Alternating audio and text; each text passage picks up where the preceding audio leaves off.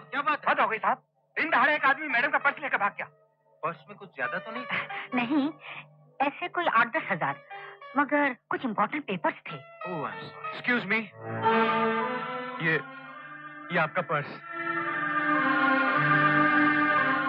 Thank you. तुम्हें ये purse कहाँ मिला? मैं उसके पीछे भागा था। हाँ राइट, ये उसके पीछे भागा था।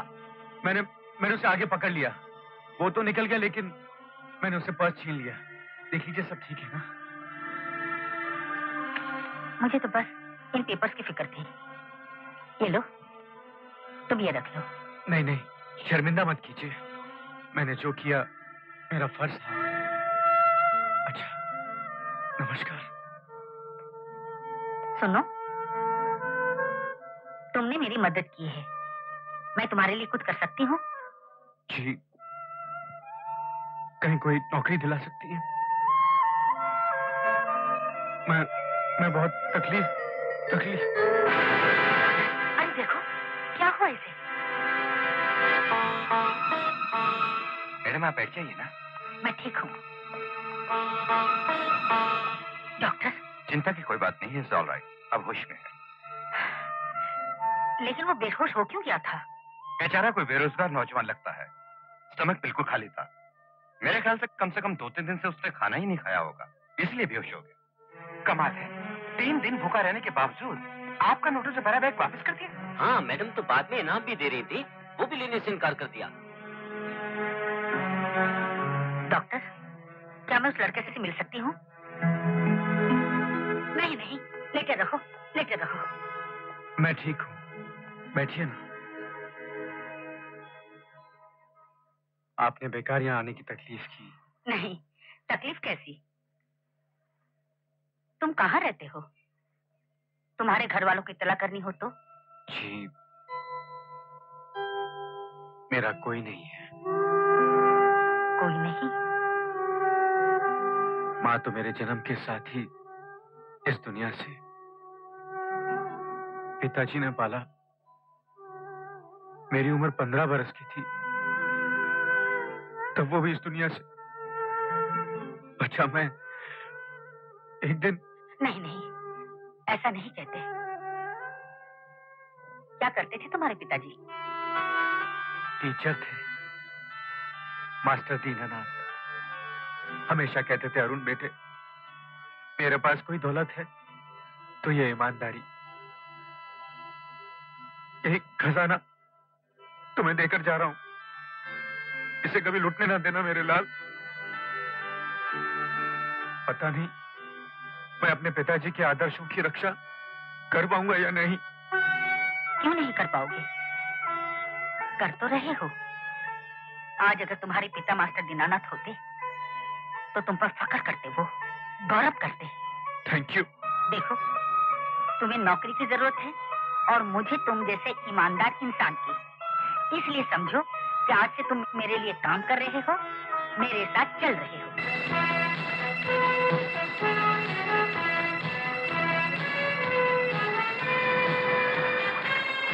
आओ। Welcome madam. नमस्ते जी। मैडम आप ठीक तो हैं? हाँ, क्यों? क्या हुआ है मुझे? जी, मुझे ऐसी खबर मिली थी कि किसी चोर ने आपका बैग। और ये खबर मिलते ही बलवंत जी के हाथ पांव ऐसे बर्फ की तरह ठंडे हो गए कि। आप तो मेरा नेचर जानती हैं। ये अरुण है, इसी ने उस चोर से मेरा बैग छीना था। ओह, आई सी।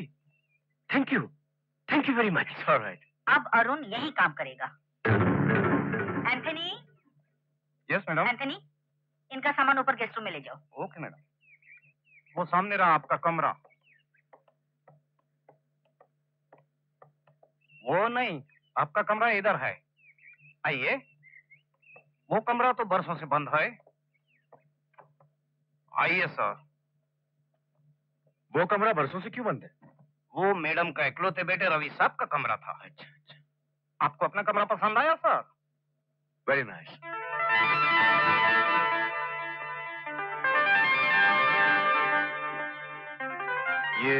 ये बोतल? वो लगता है सर पिछला हफ्ता मैडम का कुछ गेस्ट आया था, उनकी होगी, लाइए। सर, आपको किसी चीज का जरूरत हो तो घंटी बजा दीजिएगा। Thank you. You are most welcome sir.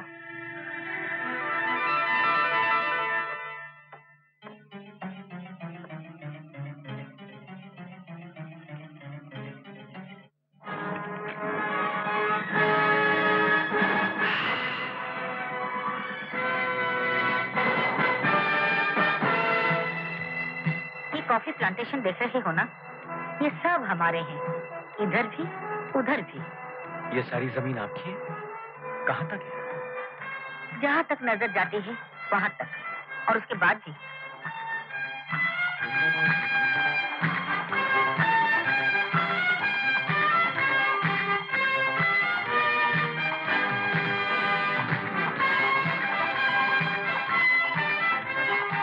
आइए। और good morning. Good morning madam. Morning madam. Morning madam. ये लो। मैडम एक चेक और।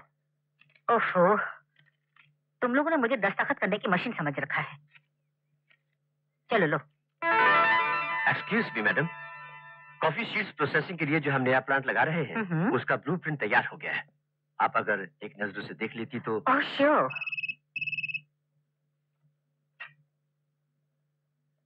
प्रिंसिपल साहब, ठीक है, मैं आती हूँ। आपने मुझे पिछली बार कहा था कि बच्चों के लिए म्यूजिक क्लास खोलना चाहते हैं, क्या हुआ उसका? उसके लिए सबसे पहले एक म्यूजिक टीचर की जरूरत होगी। तो क्या ऐड दे दीजिए, म्यूजिक टीचर भी मिल जाएगी। हाँ, मेरे ख्याल से साइंस लैब के सामान के साथ साथ म्यूजिकल इंस्ट्रूमेंट्स भी मंगवा लेनी चाहिए। मैडम, आपकी दरियादिली का फायदा उठाने में अब तो मुझे शर्म आने लगी है। ये स्कूल और फिर कितने अनाथ आश्रम, कितने विधवा आश्रम, मैं क्या कहूँ आपसे? कुछ मत कहिए प्रिंसिपल साहब, सच तो ये है, मेरी वजह से, सिर्फ मेरी वजह से दुनिया में कहीं एक विधवा न जाने किस हाल में होगी। मैं कैसे भूल सकती हूँ उसकी औलाद को? अनाथ की जिंदगी मैंने दी है। आप अपने आप को बहुत सख्ती से देखती हैं मैडम।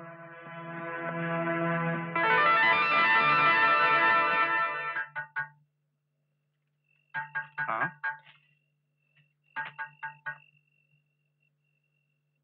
सर, आप बेल बजा दिया होता। मैं अंदर आ सकता हूँ? प्लीज आइए सर। कमरा काफी अच्छा है एंथनी। मैडम अपने नौकरों का बहुत ख्याल रखती हैं। मैं कुछ कर सकता हूँ आपके लिए? एंथनी, 2 ग्लास ले आओ, मुझे अकेले पीने की आदत नहीं है। जी? अरे तकल्लुफ मत करो, जाओ 2 ग्लास ले आओ। Okay sir. Good afternoon. तुम यहाँ कब से काम कर रहे हो? जिंदगी यहीं गुजार दी सर। एंथनी, मुझे ऐसा क्यों लगता है कि मैडम के पास सब कुछ है, मगर फिर भी जैसे वो बहुत अकेली है। आप ठीक समझा है साहब। उनके बेटे का गुजरने के बाद जो भी हुआ, मैडम उसका दुख आज भी अपने दिल पर लिए बैठी है। चीयर्स। चीयर्स।